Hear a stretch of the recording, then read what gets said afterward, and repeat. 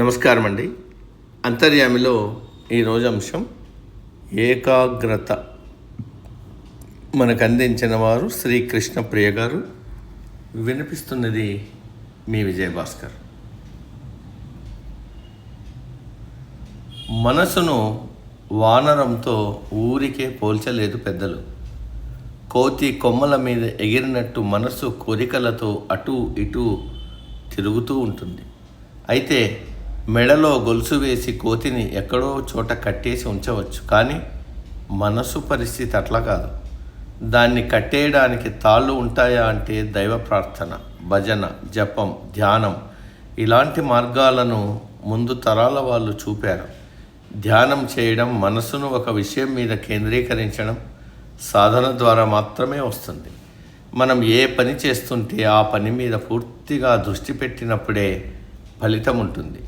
పూజ దగ్గర నుంచి ఇంటి ముందు మొక్కలకి నీళ్లు పోసే వరకు ఏ పనిలోనైనా నిమగ్నం కావడం ముఖ్యం.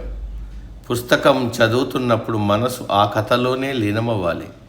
వంట చేస్తున్నప్పుడు వంటింట్లో ఉండకుండా మరెక్కడో ఉంటే కూరలో ఉప్పు బదులు పంచదార పడుతుంది, వంట చెడిపోతుంది. పరధ్యానంతో ఏ పని చేసినా అది పనికి రాకుండా పోతుంది. శ్రద్ధావాన్ లభతే జ్ఞానం అని భగవద్గీతలో చెప్పిన మాటను గుర్తుంచుకోవాలి. మనసును అదుపులో ఉంచుకోవడం అలవాటుగా మారాలి. భగవంతుడి నామస్మరణ చేస్తున్నప్పుడు ఆ నామం మీదే దృష్టి ఉండాలి. పూజ చేస్తున్నప్పుడు మనసులో పరమాత్మ మాత్రమే ఉండాలి. ఒక పట్టణంలో పేరు పొందిన లాయర్ ఉండేవాడు. ఆయన ప్రతిరోజు పంచాక్షరి మంత్రాన్ని జపించేవాడు. ఒకరోజు ఆయన పూజ గదిలో ఉండగా అర్జెంటు కేసు తీసుకుని ఒక వ్యక్తి వచ్చాడు. అమ్మ, లాయర్ గారు ఉన్నారా అని అక్కడున్న కోడల్ని అడిగాడు. మామగారు పూజ గదికి వెళ్ళే ముందు ఆమెకు ఏదో చెప్పాడు. కోడలు వచ్చిన వ్యక్తితో, మా మామగారు చెప్పులు కుట్టే అతని ఇంట్లో ఉన్నారు అని గట్టిగా చెప్పింది. లాయర్ ఆ మాటలు విని బయటకు వచ్చాడు.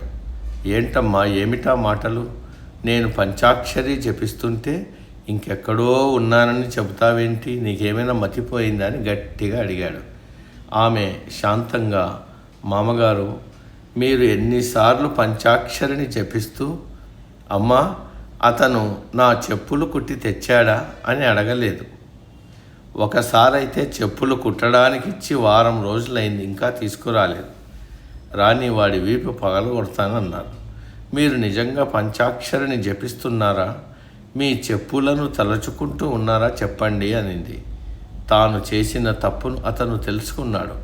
కోడలి తెలివిని మెచ్చుకున్నాడు. దైవాన్ని ప్రార్థించేటప్పుడు మనసులోకి ఎటువంటి ఆలోచనలను రానియకూడదు. ధ్యాసంతా భగవంతుడి మీద ఉండాలి. అందుకు నిరవధిక అభ్యాసం అవసరం. వృత్తి జీవితంలోనూ అంతే. మనసును అదుపులో ఉంచుకోవడం ద్వారా సర్వం సమకూరుతుంది. మనం తలపెట్టిన ఏ కార్యమైనా ఫలవంతమవుతుంది. సమాప్తం. సర్వే జన సుఖినో భవంతు. అందరూ బాగుండాలి, అందులో మనము ఉంటాం.